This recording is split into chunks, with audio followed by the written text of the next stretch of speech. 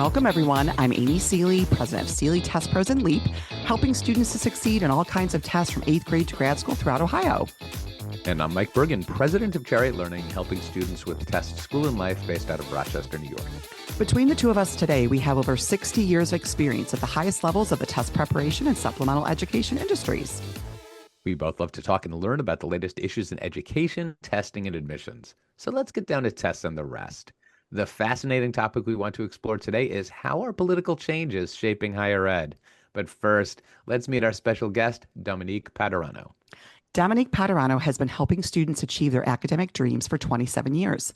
After teaching history and social studies full-time at several elite New York high schools, she founded Crimson Coaching in 2014 to work one-on-one with students prepping for standardized tests like the SAT and ACT, striving to master academic content and skills in high school and applying to college and scholarships. Dr. P, as her students call her, does 98% of Crimson Coaching's tutoring and coaching herself. She's also an adjunct professor of historical studies at Empire State University, part of the State University of New York. Currently, Dominique's at work on a how-to book tentatively titled Writing College Essays That Work.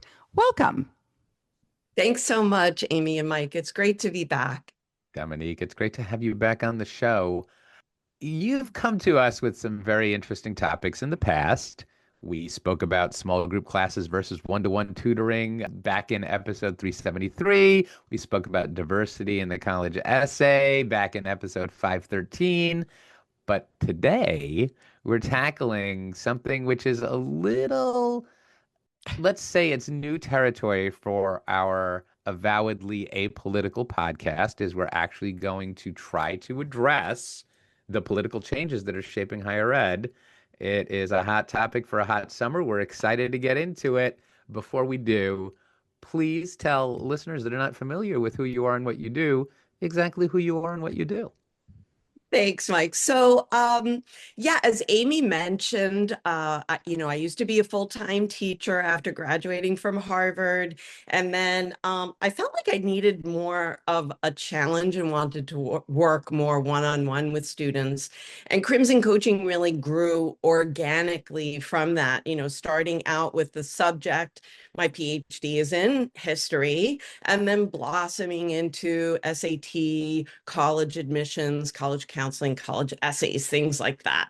So something that Amy mentioned in the bio that's a little bit different. I used to be teaching history at City University of New York. And since the last time I appeared on your podcast, I've now kind of switched to State University of New York, teaching fully online for Empire State University. I think we have a campus for Empire State University here in Rochester. I bet you do. They even have campuses on Long Island. The vast majority of their classes are online, and that's what my courses are. But they do have some in-person classes as well. The CUNY and SUNY system just kicked off a new program for returning free tuition, Amy, for returning students aged 25 to 55. That's awesome, right? They're trying to capture those students who might have left college without a degree and then maybe kind of lure them back. That's awesome. That's wonderful. That's exactly right. All right. Well, Dominique, I'm so glad that you are trained in history, because we're talking about concepts that historians will be talking about for a long time. And that is this current moment in higher education. It's rare, at least in modern history, that what's going on with colleges and what's going on with the implications for admissions makes the news every single day. So let's get into it. Dominique, start us off. What are some events that have catalyzed change in higher education over the past 2 years? We're not talking about the past 2 months. Just two. But we're going to go back further, and just for context, we're having this conversation in July of 2025. That's right. So, looking back to just a smidge over 2 years ago, during the Biden administration, there was a major Supreme Court case called Students for Fair Admissions, which essentially struck down affirmative action at colleges. So now, while what some readers and listeners might not realize is that even though Common App does solicit your demographic and ethnic background, that information is not transferred over to the colleges for admissions purposes. So that's really important to know. Also, during the Biden administration, we saw the start of the war in Gaza, and that in the fall of 2023, and that kicked off nationwide campus protests. Because of those protests and the way they were handled, 3 university presidents were called to sit in front of Congress. And at some point or another, they all resigned, and it led to massive administration changes at those universities. During the campaign of 2024 for the presidency, Donald Trump really proposed a wide number of changes to the system, some of which have begun, some of which haven't begun. We'll probably talk about them in a little bit later on, but I think it's really important to understand that many of these changes preceded the current administration.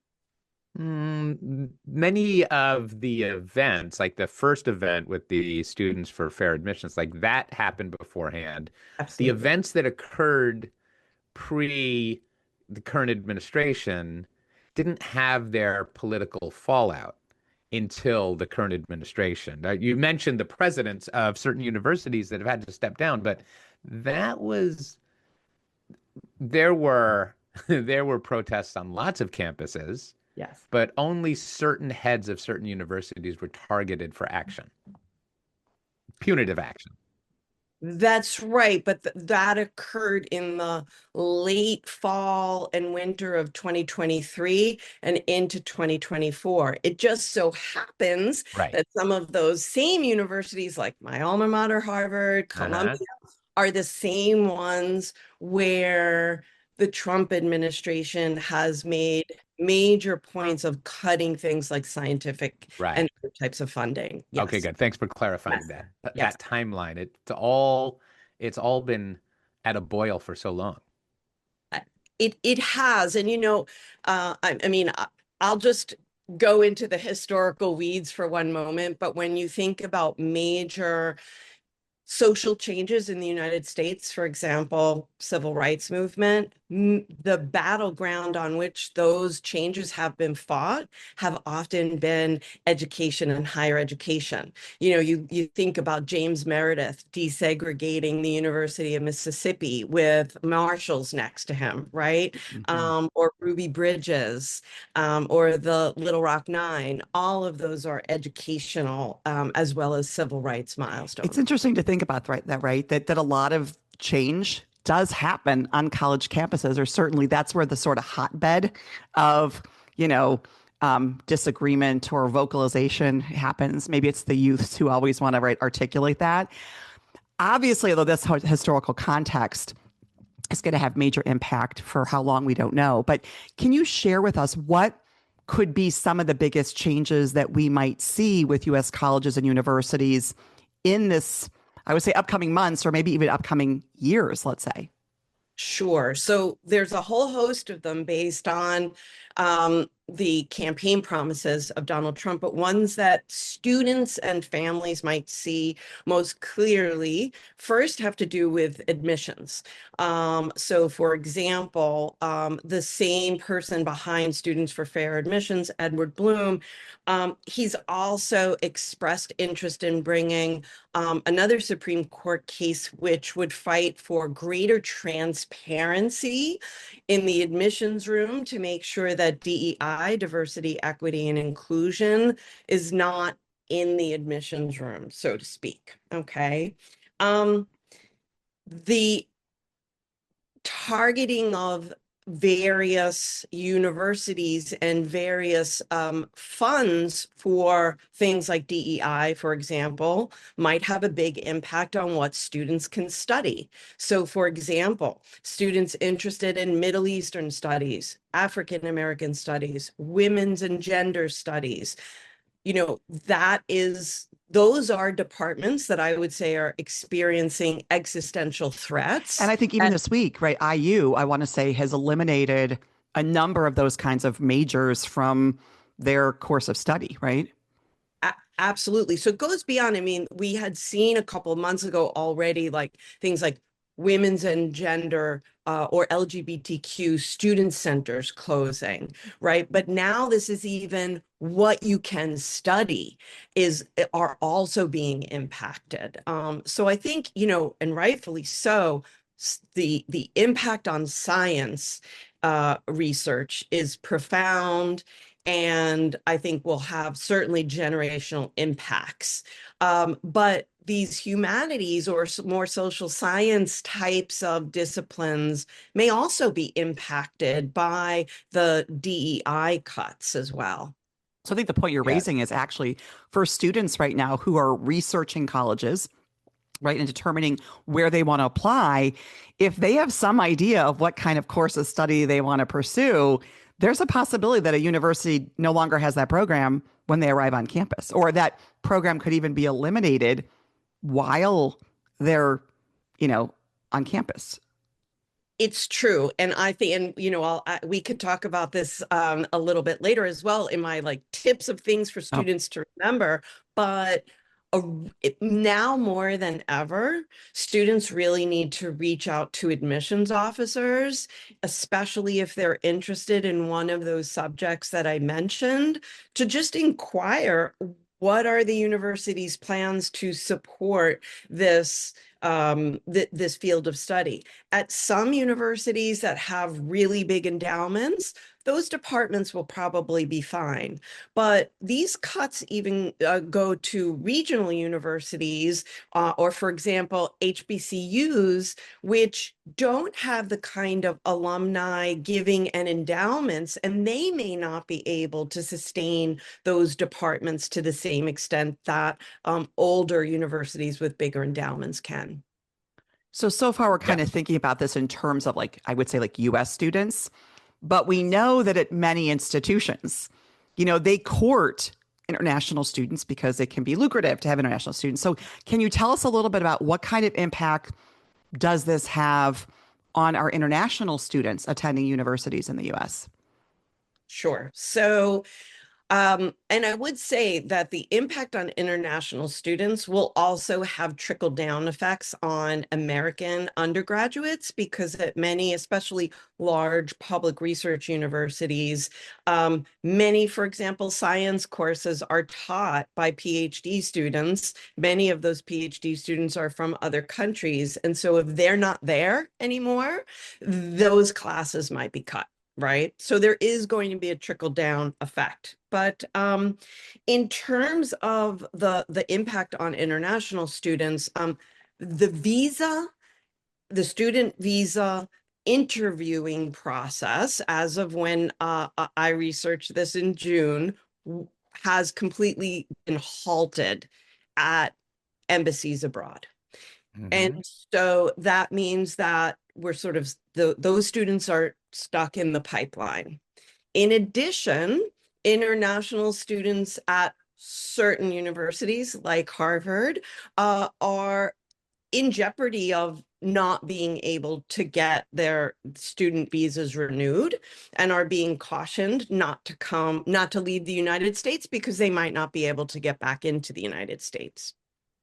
And finally, certain countries, in particular China, Secretary of State Marco Rubio vowed that he would aggressively revoke the student visas of students from China. And again, that's an area where the sciences might be particularly impacted by that revocation. Yeah, there's even more at stake here because you're talking a bit about the trickle down, Yes. but there are some schools that take 25% or more of their student bodies from the international pool, and Because the tuition revenue is higher in that they're pool. in more direct jeopardy. Exactly. The international students are the full pay typically, and their school, I mean, Columbia, which is under threat from a number of angles from this administration, they take nearly 50% of their student body from abroad. And especially like a lot of schools in New York, California, and Texas draw from overseas. And these schools are in peril. Some of them have endowments, some of them don't have that. Here in Rochester, University of Rochester, famously takes a ton of students from overseas. And I don't think University of Rochester can weather the storm if they lose access to these students, and if these students lose access to our higher education system.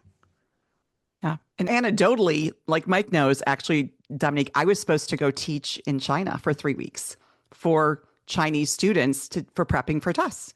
And the program was actually canceled because they weren't able to generate enough students to do the test prep. Yes. And so I can't speak that this is, why, but certainly would make sense. More and more students internationally are reconsidering coming to the US to study. Absolutely. I mean, I've seen it in my own college counseling business quite early, actually. In February or March, I had a Middle Eastern student who was considering doing counseling with me and all of a sudden decided not to pursue it. And I asked Dad, would you share with me why? And he mentioned that the student's no longer planning to apply to schools in the United States. For some students, I think, for instance, I had a student in Switzerland a couple of years ago decide, because of our what she perceived as a mass shooting epidemic, decided not to apply here. But this is certainly, I think, going to impact students from places like the Middle East and China, especially, that are being targeted by the current And administration. even, but domestically, kind of switch it back to kind of our local students. The idea on campuses is that some students are not going to go to campuses, even if you're a domestic student, because of what they perceive to be hostility on that campus to maybe however they identify, right? And so that's sort of interesting, like the fear that's driving decisions, that's changing sort of the demographics maybe on some of these campuses. Again, anecdotally, I've seen that as well. A Jewish student from Canada, her mom was very adamant that she not go to somewhere where the perception of anti-Semitism exists. Okay. We can't address what colleges and their presidents and their boards should be doing to protect themselves. We can't talk about the economic fallout of halting a flow of students into the United States and all the trickle down impacts there. We just That's outside the scope of what we can address. We can talk about what current applicants, students planning to go to college next year or the year later, their parents, their counselors, and their support systems can do in response to at least what we know about the changes, because things are happening in real time. So let's kind of go through that list, Dominique. What are some academic considerations? I think you've already alluded to some that short-term applicants should consider. Great question. I think there's a lot that students and families can do. The first thing I've always advised students to watch what they post on social media, but I now advise that even more because Oh, that's really good. Yeah, because people are being barred entry into the United States just because of what they've posted on Instagram. So you need to be like, you needed to be careful before. You need to be extra careful now. That's right. I mean, the State Department has openly said it's monitoring international students' social media. American students might say, well, I'm not international. What do I need to worry about? If you ever want to apply for a Fulbright, if you ever want to work at the National Science Foundation, if you ever want to maybe eventually become an FBI agent, or join ROTC, anything the federal government is still, despite layoffs, is a huge employer. And it's, I think because we don't know where this is going, I feel more comfortable advising my students to err on the side of caution. And just imagine that your social media will be looked at when you go for a job or, you know, an internship in the future. Another thing that I think is really important to have, and I mean, again, this is something I always advised all the time, but now more than ever, is to think flexibly. Because as Amy said before, there could be a department that exists today that perhaps next year won't. And so you might want to, when you're building your college list, think about, well, does this college also offer my second and third choice majors, not just my first choice major? Because if my first choice major doesn't exist in 2 years, I may need to go down the list, right? But I want to point out, Dominique, well, you mentioned the Fulbright Scholars Program. Last month, all 12 members of the board resigned of the Fulbright Foreign Scholarship Board, and there are massive cuts coming. So maybe applicants shouldn't be counting on that. Yes, yes. If it's in your budget, I think campus visits are more important than ever before when you're building your college list to get a sense of how you feel on campus. And that will also enable you to speak to real students. So if you're not able to go travel to campus, really use the internet as a way to make connections with actual students. And, you know, I'm sure you've had a podcast about how to do that in the past. Another free resource that I could recommend is subscribing to Liam Knox's columns in Inside Higher Ed. Inside Higher Ed is the free sort of newsletter version of the Chronicle of Higher Education, and anybody can get a free subscription. And Liam Knox kind of covers this quote unquote beat and has been, I mean, much of my research for this podcast actually has been reading Liam Knox's pieces. So it's amazing. And then, you know, I'm, you know, not about to tell, you know, whether you're pro these changes or anti these changes. We still live in a democracy. And if you feel like you want to engage in advocacy, you can always write your representative and tell them that you either agree or you don't agree. You should do that after you write to the admissions officers to find out about the state of your college programs. So, are there any final, like, social or cultural items that families want to consider when building those college lists now?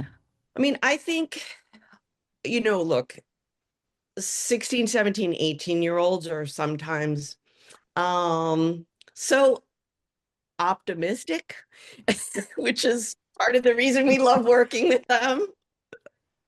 Absolutely. Perhaps in my, you know, I am a person of a certain age. I'm a little less sanguine about the future than I am now. So I do think that really, for instance, I'll just give you an anecdote. I'm working with a student from abroad who said that he wants to go to a place where he can express himself clear, you know, very explicitly and engage in political activism. And dad was on the line with him. And I said, you know, look, as your counselor, I just need to say, you might want to keep that under wraps a little bit, because look at what's happening to all these other international students now.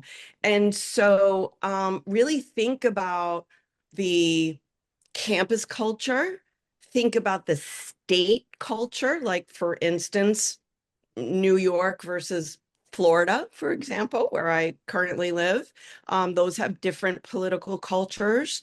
And really thinking that this won't happen to me is, I'm sure, what a lot of people who have been detained thought too. And so I think you need to be really, really, I'm not discouraging activism. Certainly, I think that that's an important part of the America's political climate. But I think thinking really wise about how you do it. For example, writing a letter to your representative could be less inflammatory than engaging in a protest, say, with a mask on in a college campus. So those are just things that you might want to think about as you're making your college list. Well, I'll tell you, Dominique, I know there's a lot more that we could talk about, and I certainly have plenty that I would say if we continued this conversation. So let's just end it here. Thank you so much for joining us today. Thank you, Mike. If listeners would like to get in touch with you, what's the best way for us to if they want to just learn a little bit about my practice, they could go to crimsoncoaching.com or check out youtube.com/crimsoncoaching. But if they want to send me an email directly asking about anything I do or this podcast, they can email me at info@crimsoncoaching.com. Awesome. We hope you enjoyed this discussion as much as we did. Be sure to join us for another fascinating topic and guest on the next test and the rest. Did you enjoy this episode as much as we did? Find expanded links and more for this and all of our episodes at our show page at testsandtherest.com. While you're there, be sure to explore everything the larger TestBright site has to offer, including real, expert, unbiased answers to the toughest admissions testing questions. Of course, we'd love for you to rate, review, and subscribe to Test and the Rest on your favorite podcast platform. If there's a topic or guest you'd like us to feature, just let us know and spread the word.